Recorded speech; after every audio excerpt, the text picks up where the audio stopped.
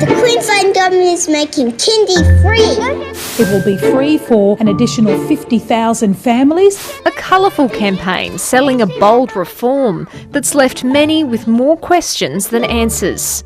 This one's a bit dry. Sending her son Kobe to Kindy this year, Cara Vanderwalt was excited at the prospect of savings, with a subsidy covering 15 hours a week.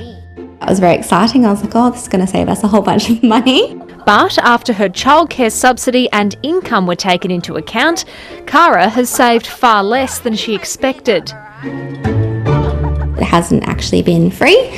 And she says it's been extremely complex to get her head around. Trying to obtain the finer details from the directors and things like that has been quite a challenge. Sole trader Amy Bates was also disappointed with her savings when she sent her daughter Layla to Kindy this year. Childcare probably comes in third out of all of our bills, the first two obviously being our mortgage and food, which have gone up significantly.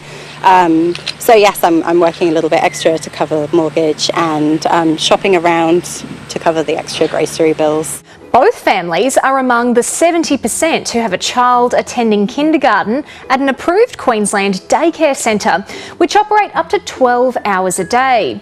They pay daily fees, and the level of refund under the scheme depends on income, the federal childcare subsidy rate, the centre's hours and the child's age. The remaining 30% of families use sessional kindergartens, which operate only during school hours. For them, the calculations are much simpler. There are no conditions and no daily outlay. It really is free. While Education Queensland is adamant the system is fair, benefits for long daycare families are not clear-cut. Clinical researcher and Kindy parent Dr Divna Haslam endorses the investment in free early education, but says the new system is not perfect. It's had a differential impact on families. Because of the way that long daycares work, it hasn't impacted all families equally. One of the biggest daycare providers in the country, Good Start Early Learning, calculated how free Kindy really is for daycare parents in Queensland. For those on a low income, it still costs $500. For middle income earners, $1,100 and $2,200 for those on a high income. Because there's no out-of-pocket cost for sessional Kindy, the not-for-profits concerned the program favours affluent families with flexible working hours.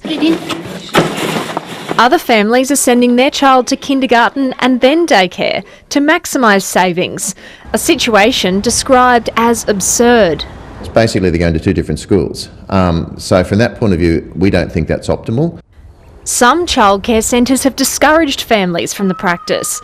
An independent Brisbane childcare centre has put up fees by $17 a day, telling families there would also be a $500 fee to leave.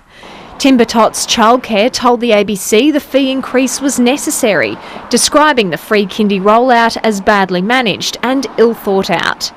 We currently remain without support from the Queensland Government.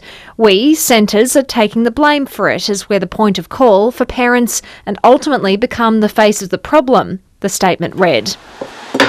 Binod Buddhathoki is a frustrated parent. His son had finished term 1 before free Kindy kicked in. When I look at the invoices, it's the same amount as the previous year.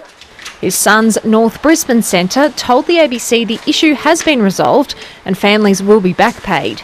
Experts and providers are calling for a simpler, fairer system, a blanket 30 hours of early learning per week for all children under 5, irrespective of a family's income or choice of centre.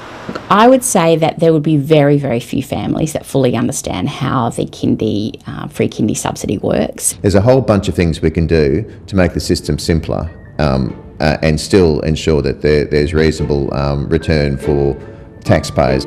A heavily promoted cost of living sweetener, which promised so much, but has left many wanting more. Jemima Burt, ABC News, Brisbane.